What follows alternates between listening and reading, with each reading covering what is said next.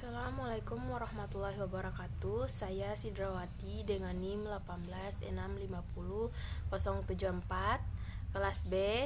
Di sini saya akan mereview tugas dari mata kuliah manajemen proyek. Pertama itu fase definisi memahami masalah user. 1. Pendahuluan. Tujuan dari fase definisi adalah untuk memahami dengan baik masalah-masalah yang dihadapi oleh user dalam memperkirakan biaya dan waktu penyelesaian proyek. Ada 3 aktivitas utama yang harus dilakukan dalam fase definisi. 1. Pertama, Anda harus memahami dengan baik masalah-masalah yang dihadapi oleh user dan apa saja yang dibutuhkan untuk menyelesaikan masalah tersebut atau kebutuhan. Kedua itu Anda harus memutuskan proyek akan dilaksanakan atau tidak. Ketiga, Anda harus memberikan perkiraan-perkiraan ini kepada user dalam bentuk proposal. 2. Dokumen kebutuhan requirement dokumen atau RD. Menyatakan masalah-masalah yang dihadapi user dan solusi umum yang dibutuhkan.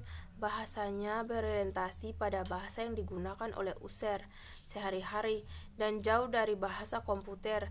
Kadangkala dokumen RD digunakan sebagai permohonan untuk sebuah proposal, request for a proposal atau RFP, ketika user menawarkan proyek kepada kontraktor luar.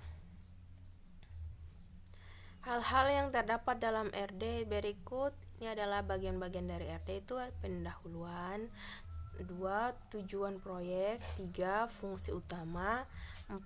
Keluaran umum, 5. Informasi input secara umum. 3. Tanggung jawab user. Meskipun user tidak menulis RD, dia bertanggung jawab untuk menyediakan pewawancara tim proyek yang dapat dipercaya dan informasi tepat pada waktunya. User harus dapat mengajukan orang yang mengetahui tentang semua sistem yang ada dan apa saja yang dibutuhkan untuk sistem baru. 5. Manajemen resiko. Solusi standar industri untuk semua masalah-masalah adalah: 1. Selidik masalah-masalah yang ada solusi. 2. Hukum yang tidak bersalah atau solusi. 3. Promosikan yang tidak terlibat solusi. 4. Kembali ke solusi 1 dan berputar sampai ke membosankan. 6. 4 langkah manajemen risiko.